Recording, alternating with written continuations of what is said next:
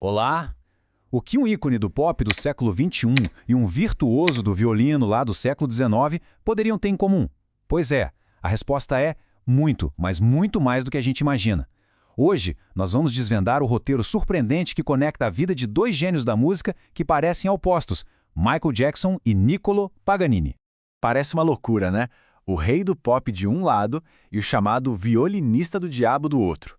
Um é mestre dos palcos modernos, o outro um virtuoso de uma era completamente diferente. Mas e se a trajetória deles seguisse um padrão quase idêntico? É isso que a gente vai investigar agora.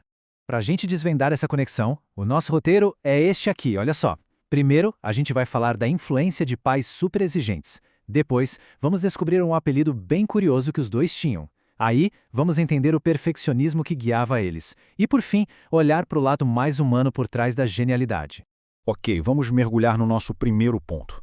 A base da genialidade dos dois foi construída sob uma pressão gigantesca, sabe? Tudo isso impulsionado pela ambição dos pais.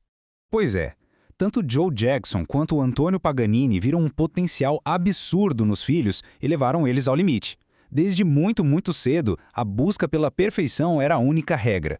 Era um ambiente de disciplina implacável, que não só criou o talento deles, mas também deixou marcas bem profundas. Agora a gente vai para a nossa segunda conexão, e essa aqui é bem curiosa, viu? É um apelido.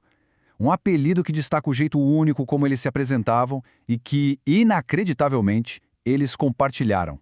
Antes de mais nada, vamos entender esse termo. Homem de borracha não é um apelido qualquer, não. É um elogio, na verdade. Um elogio à capacidade de um artista de mover o corpo de um jeito quase sobrenatural, com uma fluidez que, olha, desafia o que a gente acha que é normal. E agora vem o ponto principal. Michael Jackson, com seu moonwalk e seus movimentos elétricos, e Paganini com aquela postura toda contorcida e uma agilidade impressionante no violino, os dois foram chamados de homem de borracha pelas pessoas da sua época. Isso mostra como ambos levaram a performance física para um outro nível, cada um no seu tempo. Essa busca sem fim pela perfeição, que começou com os pais, virou uma coisa interna deles. Mas essa genialidade tinha dois lados, sabe? E é aqui que a gente vai ver como o perfeccionismo se tornou, ao mesmo tempo, uma bênção e uma maldição.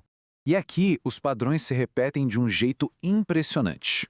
Os dois eram conhecidos por ensaiar até a exaustão. Os dois sentiam a pressão constante para se superar, o que muitas vezes acabava isolando eles. Essa busca incansável pela performance perfeita definiu a carreira deles, mas cobrou um preço pessoal bem alto.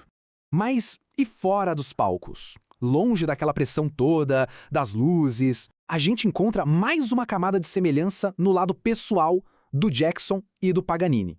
Vamos ver como isso funciona. Olha que interessante. Apesar das personas públicas complexas e da pressão imensa que eles sofriam, os dois demonstravam uma generosidade notável. Michael Jackson é super famoso por seu trabalho humanitário.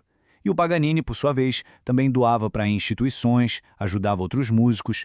E talvez o mais tocante, os dois eram pais super dedicados e amorosos, tentando dar para os filhos uma vida bem diferente da que eles tiveram.